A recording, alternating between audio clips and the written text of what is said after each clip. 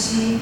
Sejam bem-vindos, né, a mais uma videoaula. Nesse tempo de quarentena, estamos ali juntos, distantes, mas ao mesmo tempo próximos, né, tentando dinamizar os conteúdos, visando ao sucesso de vocês, né, visando aquilo que vocês pretendem, que é um bom resultado. Nesse tempo de incerteza, a gente vai caminhando ali, seguindo em frente.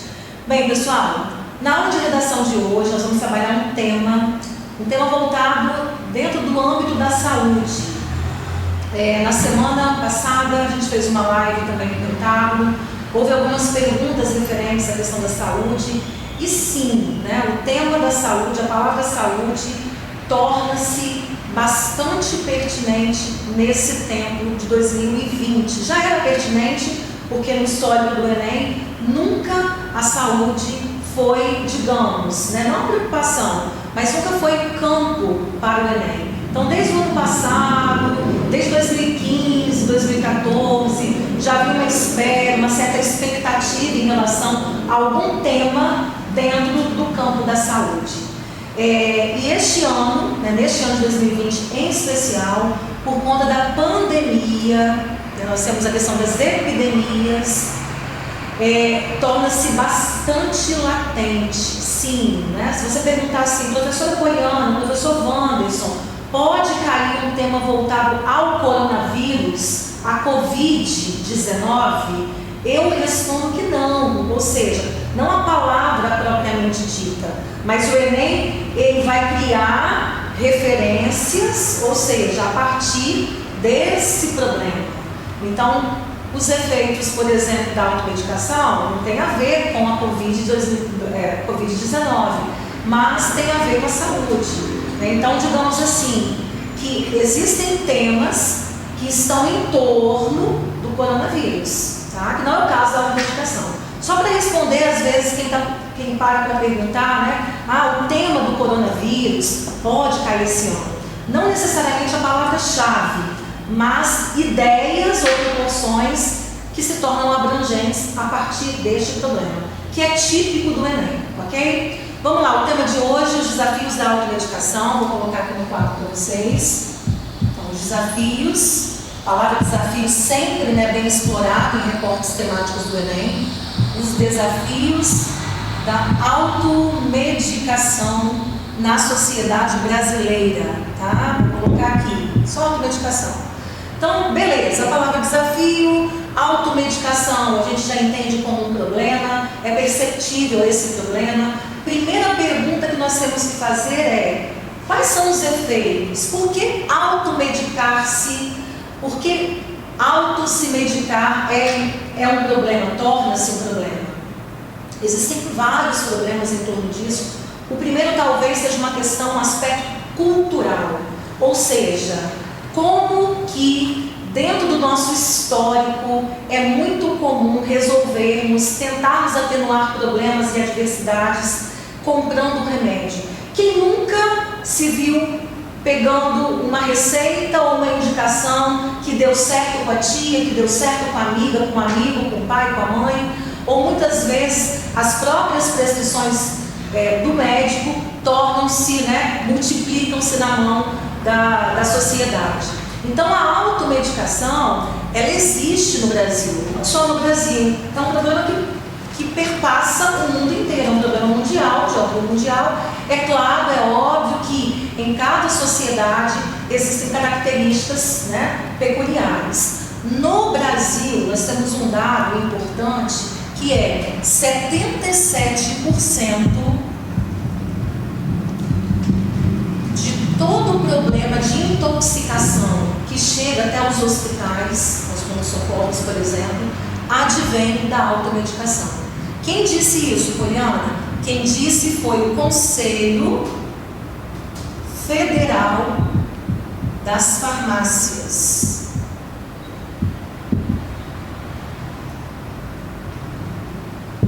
De quando, Poliana? Dado de 2019. Do ano passado.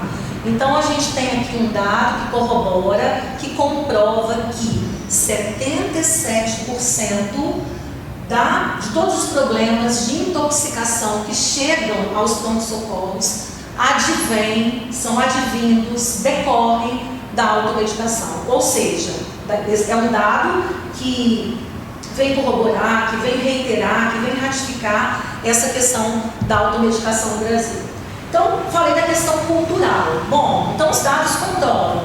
Primeiro ponto importante que a gente tem que pensar, sabe que em temas do Enem a gente se apropria de causas e consequências. A automedicação é um tema que trabalha muito com causa e consequência. É um texto analítico, de análise acerca do problema.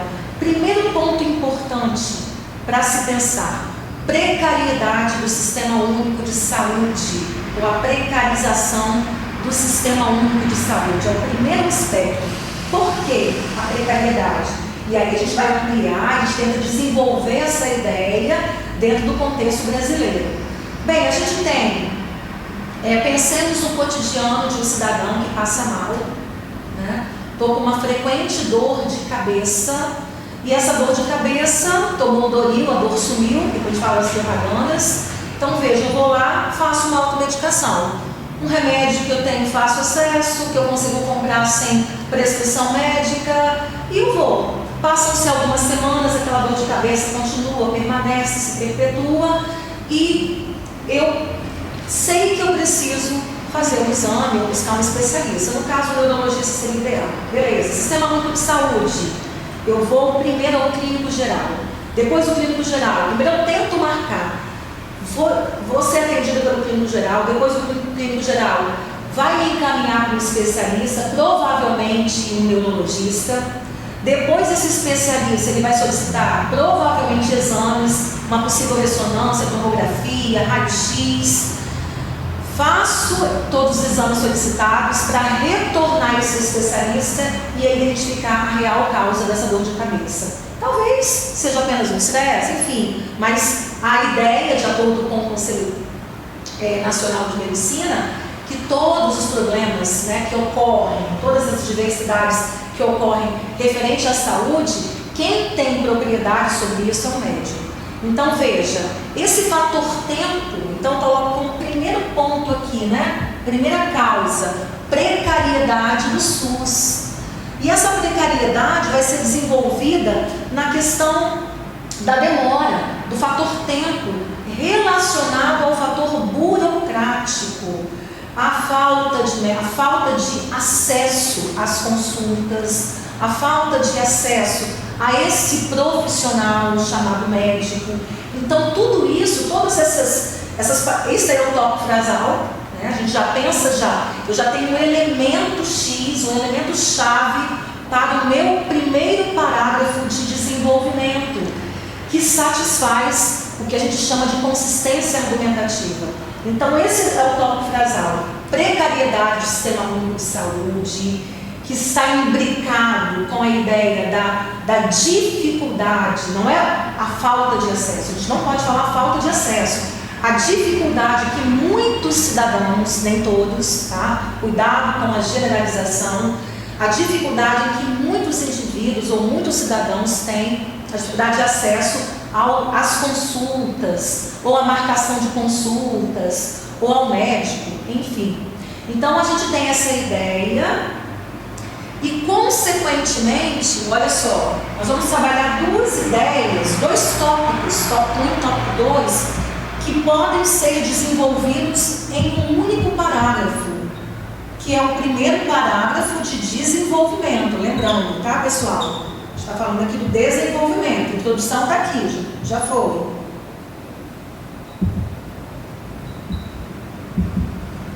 Qual é o segundo tópico frasal? Consequentemente, a gente busca, esse cidadão, ele busca a via mais prática, a via mais rápida, o que a gente chama de praticidade. Então, ó, causa e consequência. Professor, eu poderia trabalhar esses dois tópicos frasais em cada qual em um único parágrafo? Você pode até trabalhar. Porém, o que nós temos? Apenas 30 linhas. E talvez você pode estar pensando aí, poxa vida, 30 linhas só, nossa, eu acho muito, professora. Mas para ter o teor argumentativo, é muito. Então você pode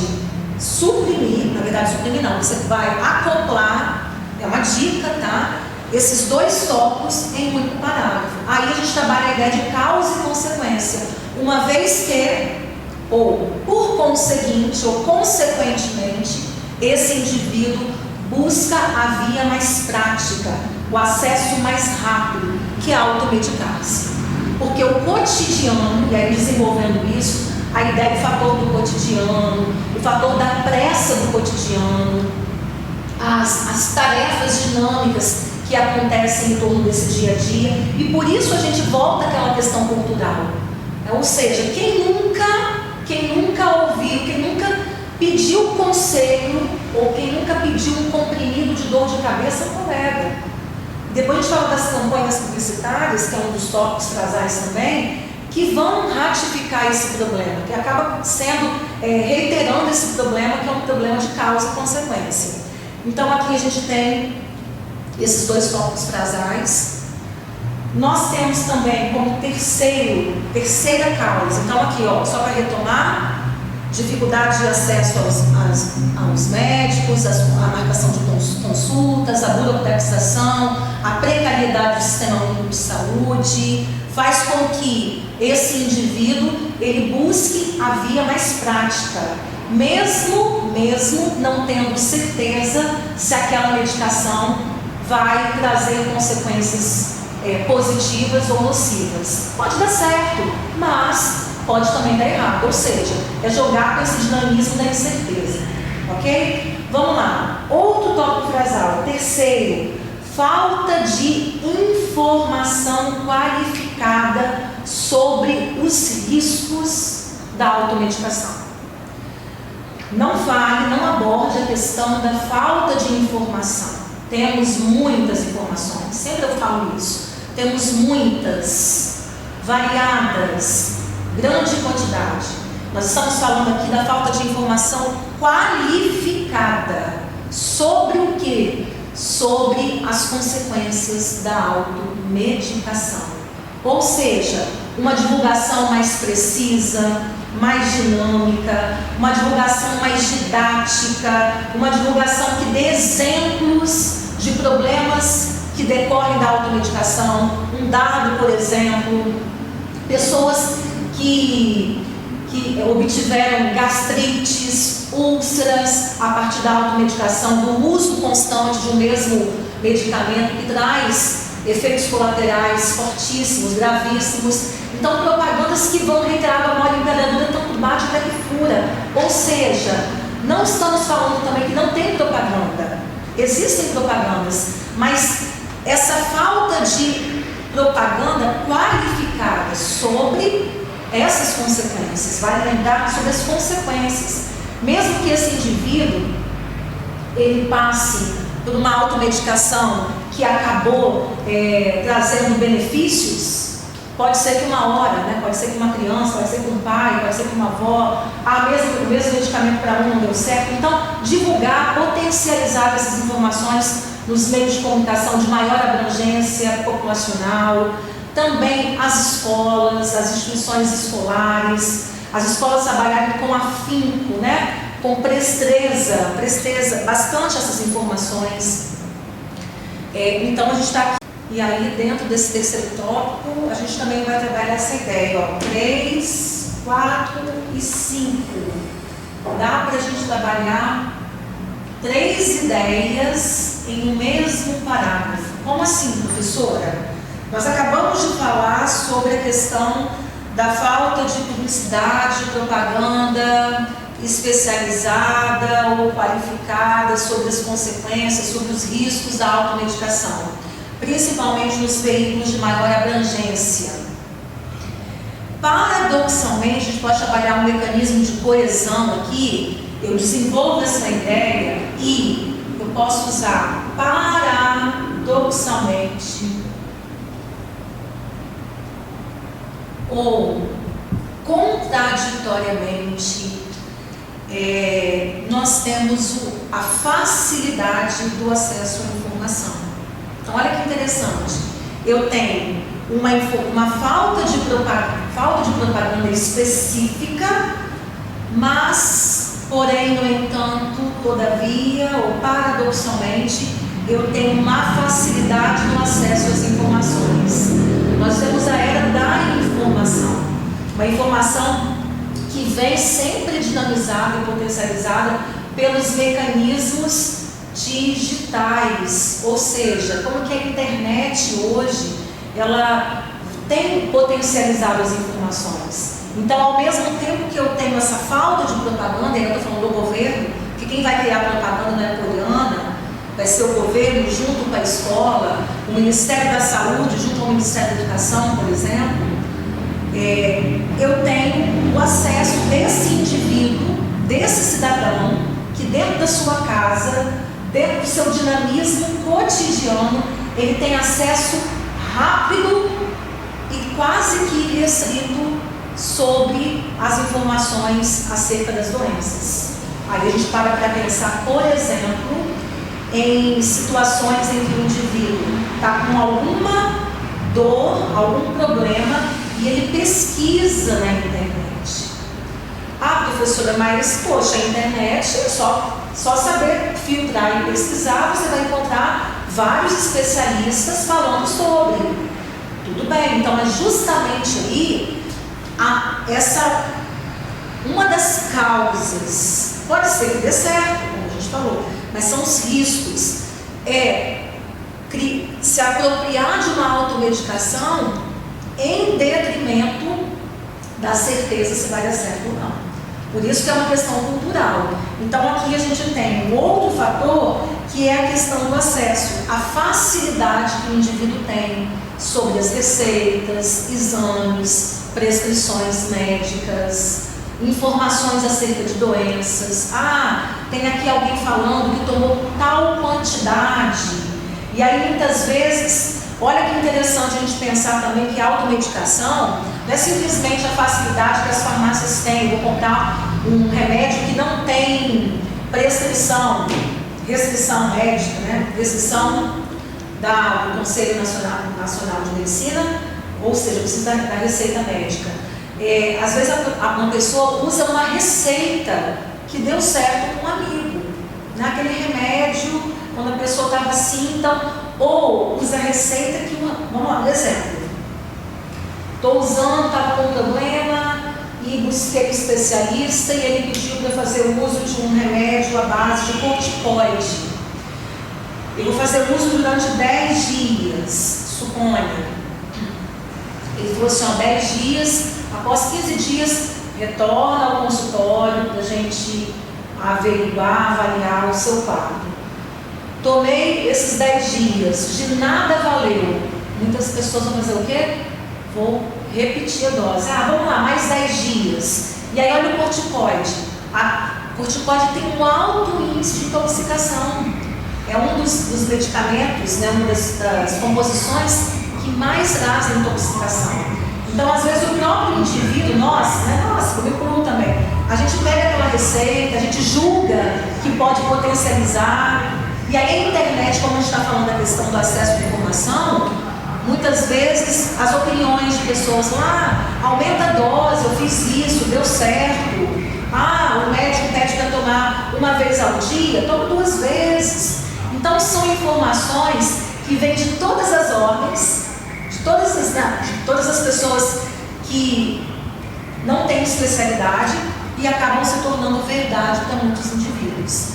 Então a gente tem uma ideia aqui paradoxal, que a gente pode construir, sabendo construir, utilizando os elementos de coesão adequados. Eu dei dicas esse paradoxalmente, poderia ser uma conjunção adversativa, okay? Que não seja o mas, né? O mas é muito próprio da oralidade, então, ele é normativo, mas a gente usa muito na oralidade, é isso que eu quero dizer, ok? E aí tem um terceiro tópico que a gente pode unir no mesmo parágrafo, que são as propagandas dos medicamentos. A própria indústria farmacêutica, ela, claro, sem perceber não, né? Ela vai induzir para o uso da automedicação. E aí eu brinquei no início, né, da aula, quem nunca ouviu qualquer Doril, né? Tomou Doril, a dor sumiu.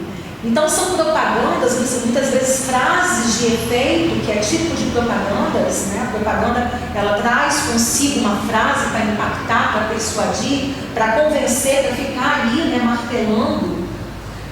Propagandas que implicitamente estão conduzindo para um consumo alienado, um consumo inconsciente. Talvez inconsciente, pode ser, determinadas pessoas que não têm o acesso tão fácil à informação qualificada, pode ser um uso inconsciente, sim, um uso alienado, um uso inconsciente acerca da automedicação.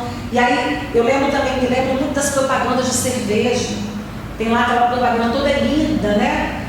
De cerveja, de bebida alcoólica, enfim. E no final, se beber, não dirige, né? Rapidinho.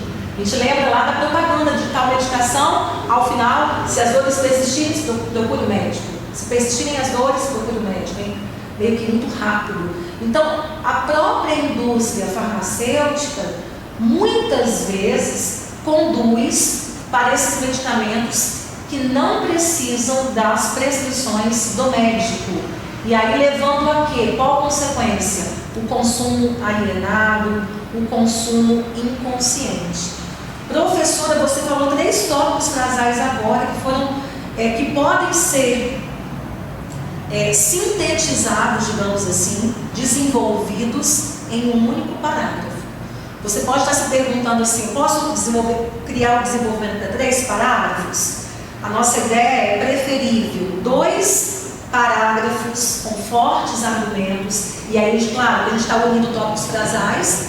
Aí aqui vai muito da sua maestria da coesão, de saber concatenar, ligar um dado ao outro, uma ideia à outra, mas é preferível 2 parágrafos fortes a 3 fracos, ok? Mas é um tema que caberia 3 parágrafos.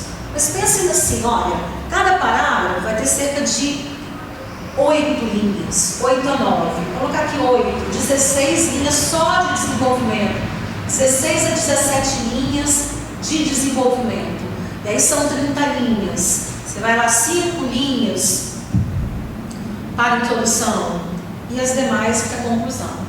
Bem, então a gente está pensando aí, a gente acabou de pontuar 5 tópicos relacionados à automedicação. Ainda a questão da fiscalização, que é um problema bem pontual no Brasil, não só a automedicação, mas outros problemas sociais que persistem, né, que são históricos na sociedade, que esses problemas passam pela falta, na verdade, pela falta ou pela uma efetiva fiscalização.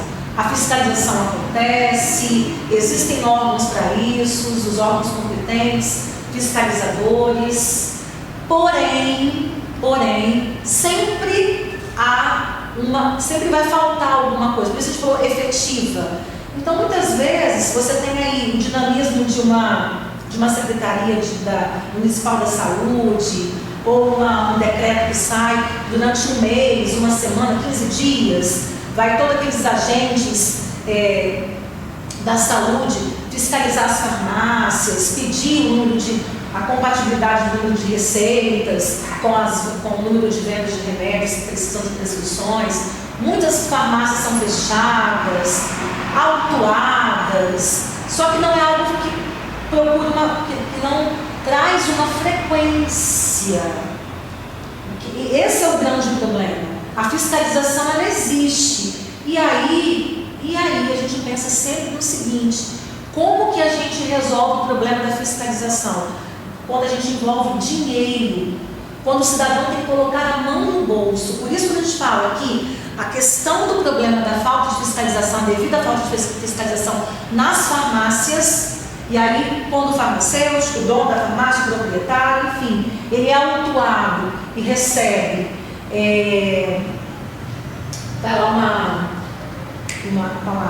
uma multa altíssima, aí sim ele vai sentir. Claro que eu estou falando de um jeito mais popular, ou seja, a questão das multas, que elas sejam multas podem ser realmente, né, levadas a sério pelos farmacêuticos, trazendo impacto para a sociedade, a mídia também, a própria mídia divulgando esse aspecto.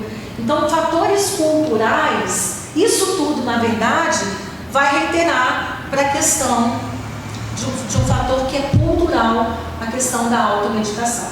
A gente está pensando agora na conclusão e aí feito, né, pensado, estruturado num texto, no desenvolvimento, a gente tem a menina dos olhos, que é a conclusão do meu texto.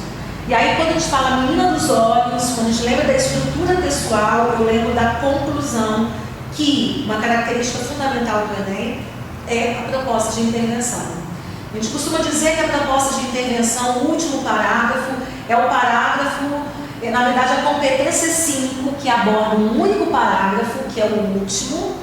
Nós temos 5 competências. A 5, ela vai avaliar essa proposta de intervenção, se essa proposta de intervenção ela está adequada, está ideal para os problemas que foram abordados. A gente vai pensar no seguinte, a gente costuma dizer que não é difícil elaborar uma conclusão, porque ela é uma espécie de modelo, porque na verdade o próprio caderno produzido pelo MEC, ele já indica as perguntas que precisam ser respondidas na conclusão.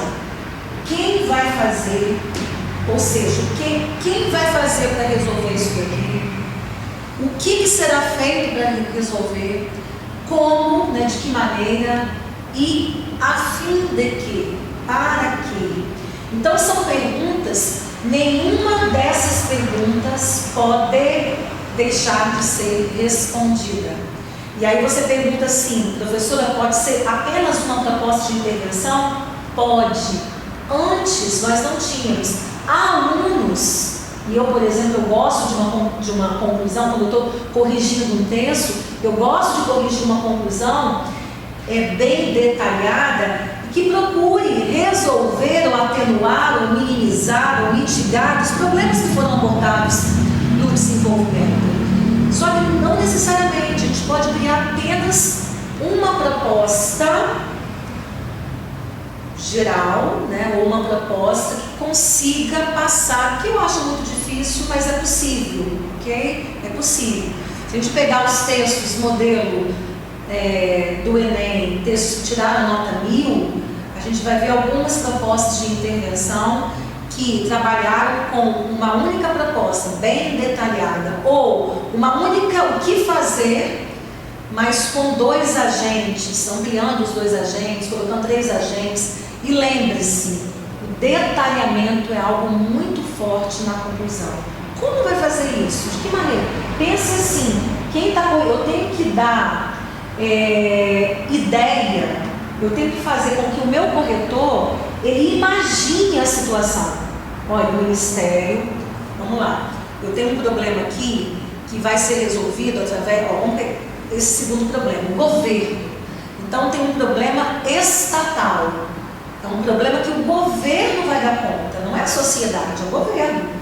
O governo através de quem? Pode ser do Ministério da Saúde? Pode ser. O Ministério da Saúde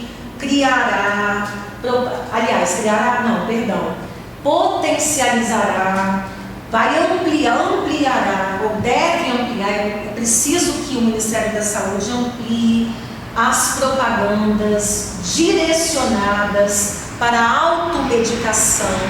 Então, ele vai fazer, o que vai fazer? Ampliar as propagandas, como? De que maneira? Tornando-as mais didáticas, mais pontuais, mais explicativas, colocando como protagonista dessas propagandas os médicos, dando exemplos. Olha como que você vai imaginar, entendi. Então, olha o detalhe. Como? De que maneira? Fazendo isso.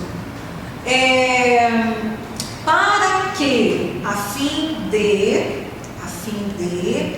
que as informações, ou com a finalidade, com o intuito de que essas informações elas sejam divulgadas em maior abrangência.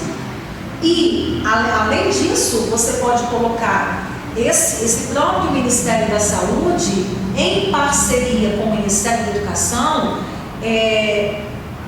divulgar ou ampliar essas propagandas, facilitando essas propagandas nas escolas, adaptando uma linguagem voltada para o idoso, uma linguagem voltada para o adolescente, uma linguagem voltada para o público feminino, uma linguagem, eu gosto sempre dessa expressão, né, o temor, criar um temor saudável. O que é um temor saudável? É o medo. Ou seja, nossa, não é que isso pode acontecer? Olha, a gente está vivendo no meio de pandemia. É um momento que não tem muito tempo. Se a gente parar para pensar, começou no início de março. Né? Vai fazer quase 60 dias de pandemia. Mas olha como que o discurso está muito fechadinho, amarradinho. Todo mundo já sabe.